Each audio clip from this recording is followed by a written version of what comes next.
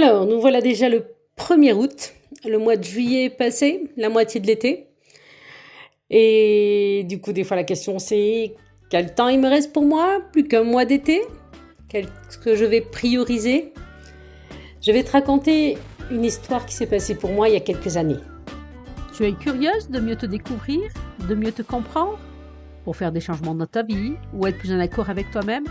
Alors ce podcast est pour toi.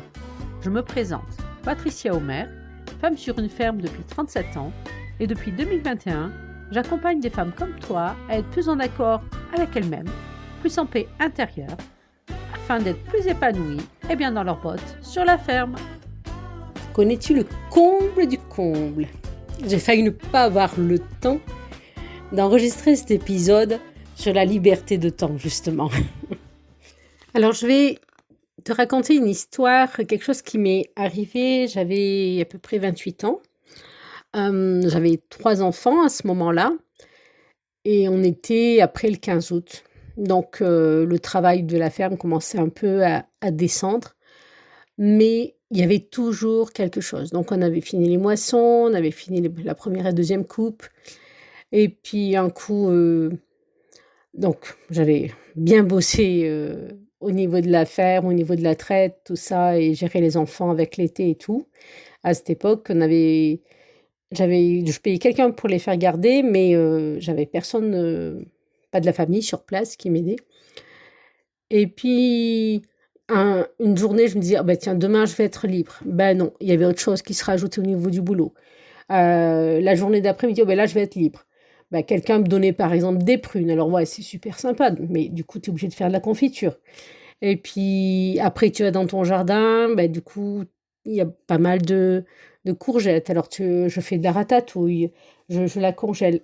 Enfin bref, chaque fois je me disais, les 2-3 jours qui arrivent, ça va être plus calme, plus calme, plus calme et je voyais les jours défiler et la date de la rentrée début septembre arriver que, bah, j'aurais pas eu le temps de me poser.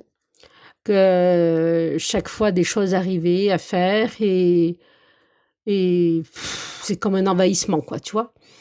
Et donc à cette époque, j'habitais donc dans le Jura avec, ma famille, entre autres mes parents, dans le sud, mes parents sur Marseille et il y a un jour, j'ai dit: «Là, c'est bon, stop».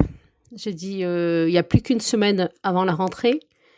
Au niveau de la ferme, ils avaient plus besoin de moi, c'est que des bricoles qui se rajoutaient autour là et j'ai dit à mon mari: «Je pars quelques jours, dans le sud, je pars quelques jours à Marseille chez mes parents».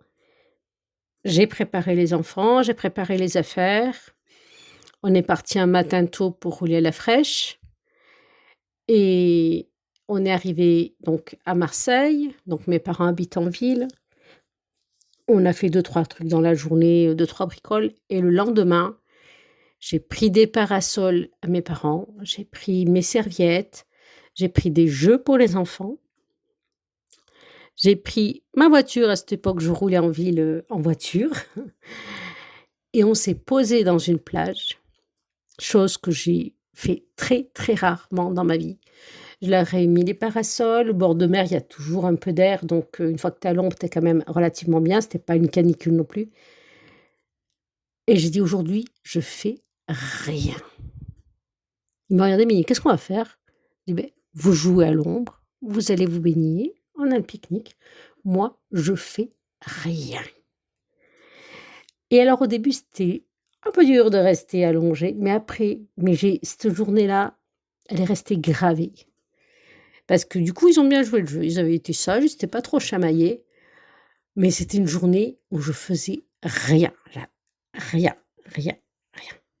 Et tu peux pas savoir comme ça m'a ressourcée. Après le lendemain, j'avais envie de faire des choses, j'étais plus dynamique, tout ça.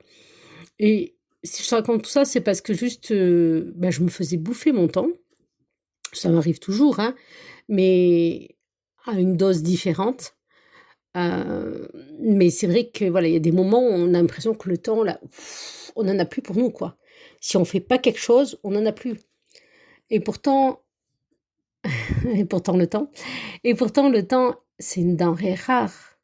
C'est quelque chose, on revient pas en arrière.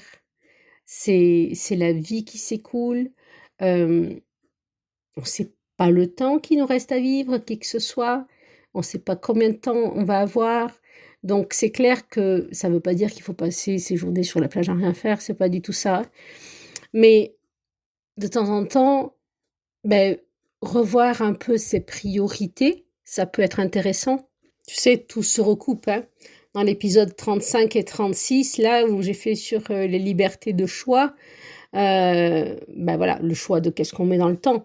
Mais l'histoire, c'est pour moi, c'est de voir quelles sont mes priorités, et elles changent au fil des années, hein. Maintenant, ma priorité, c'est plus ma famille, mes amis, ma santé. Voilà, j'ai mis la priorité ailleurs que sur le travail.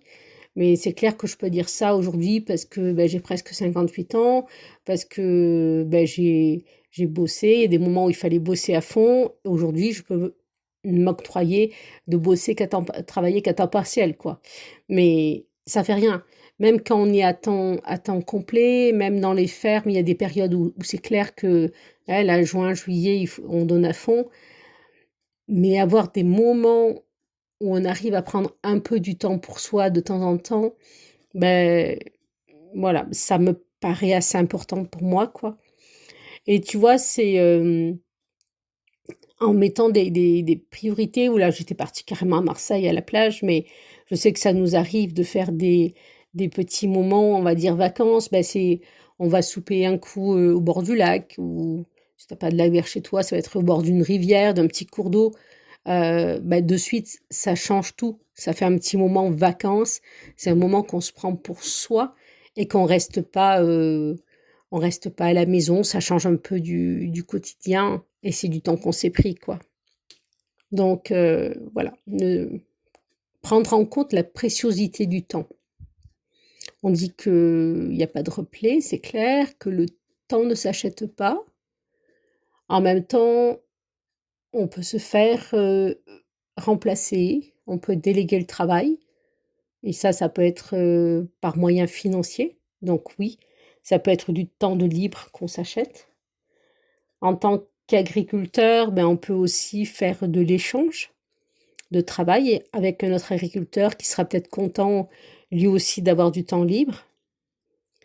Et voilà, que les réflexions sur le temps que je voulais t'apporter, te partager, et cette prise de conscience du temps qui passe, quoi. Des fois, je regarde, tiens, à 1 an, qu'est-ce que j'ai fait en 10 ans? Je dis, oh oui, oui, on a fait des choses, mais des fois, j'aurais voulu plus de temps pour certaines choses. Alors, ce que je t'invite aujourd'hui, c'est, toi, si tu veux écrire, c'est quoi tes priorités du moment ou pour les mois à venir. Et puis, tu peux regarder dans ton passé, quand c'est que tes priorités, un moment où tu les as honorées et un moment où tu les as oubliées. Et que ce soit sur le moment où tu les as honorées ou sur le moment où tu les as oubliées, qu'est-ce que tu peux apprendre de toi? Ça te dit quoi sur toi, ces 2 exemples-là? Et par exemple, sur le moment où tu as oublié tes priorités, qu'est-ce que tu aurais pu faire de différent ou pas pour une prochaine fois? Juste comme ça, pour avoir des pistes. Voilà, c'est ce que je voulais te partager sur ce temps. Je t'ai pris un peu de temps aujourd'hui, c'est clair. Et comme je te dis, moi j'ai failli pas avoir le temps de faire cet épisode, parce que j'ai aussi plusieurs choses à faire et je suis bien contente d'avoir pris le temps de te partager cet épisode. Ah oui, et la semaine prochaine, ça va être sur la créativité. Alors là, j'ai plein d'idées, la créativité, ça me parle. Et sur notre liberté par rapport à la créativité. Et je te dis à bientôt dans un prochain épisode. Et en attendant, prends bien soin de toi.